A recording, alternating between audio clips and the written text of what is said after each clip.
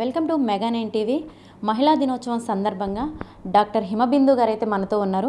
అసలు మహిళలు అన్ని రంగాల్లో ఇంత ముందుకు వెళ్తున్నారు. ఇప్పుడు చూసినట్టయితే మహిళల మీద చాలా అత్యాచారాలు కానీ ఇంకా అనేకవన్నీ జరుగుతున్నాయి. అంతేకాకుండా గాంధీ గారు ఏదైతే చెప్పారో, అంటే ఆడవాళ్ళు అర్ధరాత్రి రోడ్డు మీద తిరగలిగినప్పుడే మనకి స్వాతంత్రం వచ్చిద్దని కూడా చెప్పారు అప్పట్లో. అసలు ఇప్పుడు ఆడవాళ్ళకి ఎలా ఉంది మేడం, అసలు ఇంట్లో బయట ఇక్కడ అంతా ఎలా హ్యాండిల్ చేస్తున్నారు అని మేడంని అడిగి తెలుసుకుందాం. మేడం నమస్తే అండి. నమస్తే అండి. ముందుగా అందరికీ ఉమెన్స్ డే శుభాకాంక్షలు అండి. Wish you happy women's day. I'm doctor Himabindu. I'm a consultant dermatologist at Skinnova aesthetics and dermatology here at Vijayawada.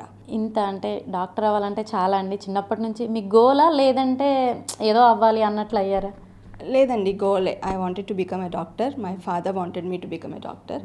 So అంటే ఒక గోల్ పెట్టుకొని వెళ్తే ఏది కష్టం అనిపించదండి. It's like planning is more important. And next thing ఏంటంటే సిన్సియారిటీ. మీ చేసే వర్క్లో సిన్సియర్గా ఉండి ప్లాన్ చేసుకుంటా, యూ ప్రాపర్ గోల్ ఫిక్స్ చేసుకుంటా ఉంటే I don't think anything is impossible for anyone. మరి మీరు ఒక అమ్మాయిగా చిన్నతనం నుంచి ఒక గోల్ పెట్టుకొని ఒక డాక్టర్ అయ్యారండి. అంటే ఎలా ఉండేదండి చిన్నతనం నుంచి? మిమ్మల్ని ఎంకరేజ్ చేసేవాళ్ళ ఇంట్లో? డెఫినెట్గా అండి, we have lot of encouragement. కానీ అందరికీ ఇట్లా ఉండాలని లేదు. బట్ అదే చెప్తున్నా, మనకి మనసులో ఇఫ్ యూ వాంట్ సిన్సియర్లీ ఇది మనం అవ్వాలి అని అనుకుంటే మాత్రం there is nobody are going to stop us. What I think is, నేను ఇప్పటిదాకా అంటే మ్యారేజ్ అయిన తర్వాత I have done my PG. So పిల్లలతో I have done my PG. So after that I prioritize అండి. మనకి ఫ్యామిలీ లైఫ్, వర్క్ లైఫ్, బయట everything you need to balance. అది మనలోనే ఉంది, ఎవరు మనకి సపరేట్గా ఇవ్వరు. మనం ఎలా ఉండాలి అన్నది వీ హ్యావ్ టు ప్లాన్. మన తల్లిదండ్రుల్లో ఉన్న వాళ్ళతో ఉన్నంతసేపు మనకి అన్నీ మనం అనుకున్నట్టు మనం చేసుకోగలమండి. మరి మ్యారేజ్ అయిన తర్వాత ఎలా ఉందండి మీకు లైఫ్? అదే చెప్పాను కదా, నేను మ్యారేజ్ అయిన తర్వాతనే పీజీ చేశాను. సో డెఫినెట్గా హస్బెండ్ సపోర్ట్ ఉంది.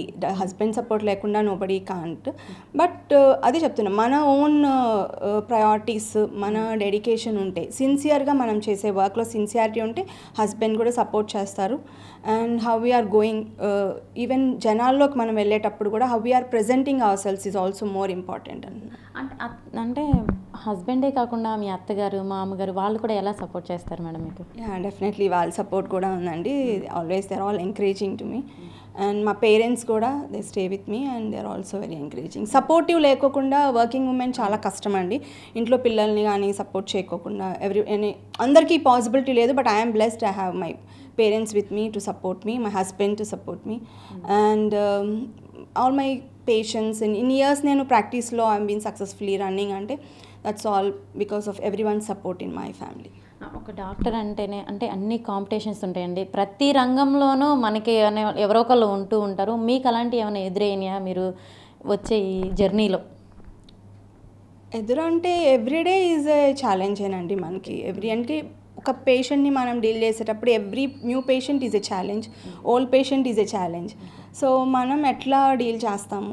నెక్స్ట్ థింగ్ ఏంటంటే you need to plan your self అండి. ఫస్ట్ థింగ్ ప్లానింగ్ చాలా ఇంపార్టెంట్. అండ్ సిన్సియర్గా మనం చేసే వర్క్లో సిన్సియారిటీ చూపించాలి. వన్స్ యూ ఆర్ సిన్సియర్, మనకి అర్థమవుతుంది, clients will know how we're dealing.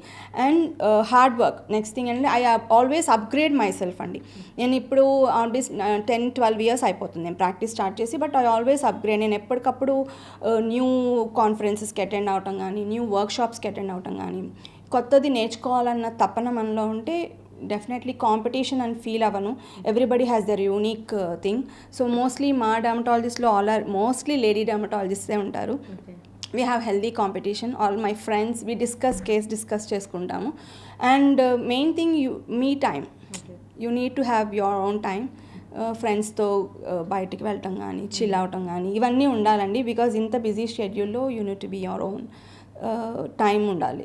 మహిళల మీద చిన్న చూపు కానీ ఇవన్నీ చాలా వరకు తగ్గట్లేదు. వాటికి ఏమైనా చెప్తారు? అవి ఎట్లా చిన్న ఉంటాయండి. ఎక్కడైనా ఎనీ ప్రొఫెషన్లో లేడీస్ అనగానే, ఈవెన్ కొన్ని సర్జరీస్ అనగానే మేబీ లేడీస్ చేయలేరేమో. అంటే నాట్ గైనిక్, అదర్ సర్జరీస్ కానీ ఉంది. But we need to come out of it. అది బికాజ్ మీ మీడియా లాంటి వాళ్ళతో creating more awareness. And even మెడిసిన్లో కూడా now more ladies are coming in rather than gents. Ladies వస్తున్నారు. సో అవేర్నెస్ క్రియేట్ చేస్తే definitely will have.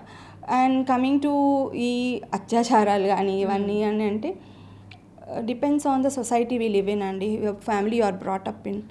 So that's what family నుంచి when you are educating our kids and properly when the women is strong enough in the family, definitely ఇట్లాంటివన్నీ తగ్గుతాయని అనుకుంటున్నాను. మరి ఆడవాళ్ళు అర్ధరాత్రి ఎప్పుడైతే నడవగలుగుతారో రోడ్డు మీద అప్పుడే స్వతంత్రం వచ్చినట్టు అని చెప్పేసి గాంధీ గారు అయితే చెప్పారు.